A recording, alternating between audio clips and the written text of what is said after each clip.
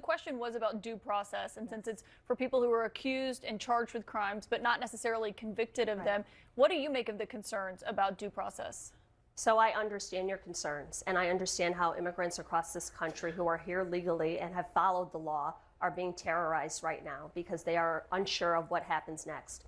I voted for that piece of legislation because of a very specific provision, and it was if it caused injury or death to a police officer, which was one small piece of it. There were other things about, to your point, Caitlin, someone who was was charged but hadn't been convicted.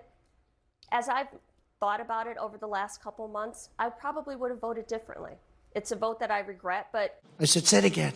What? As I've thought about it over the last couple months, I probably would have voted differently. It's a vote that I regret, but coming into this Congress, I trusted that this administration, we would have some, if they wanted to have border security, they wanted to work with Democrats, that we could actually move forward. I'm not really sure of that because I've seen the rhetoric that has come out and the attacks that have been targeted towards immigrants. So I'm very cautious and careful when I'm negotiating my votes moving forward.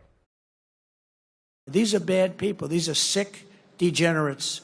A few minutes later. I think it's been explicitly clear through votes like the Laken Riley Act, where a broad bipartisan group of individuals voted for that legislation. Now, you mentioned that you regret your vote on that, and that's your choice, but it was only Democrats that voted against that bill.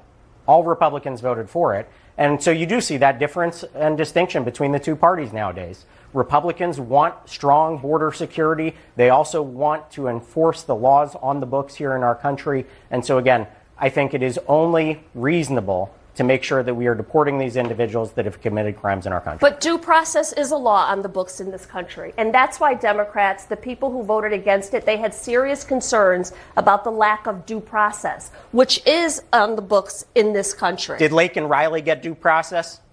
The answer is no. You're a crook. You're a cheat and a swindler. That's what you are. You should be ashamed of yourself. Just stop talking. Just stop. Shame on you. Hate you black bastards. You stink. I hate your black skin. I hate your black pants. I hate my gums because they black.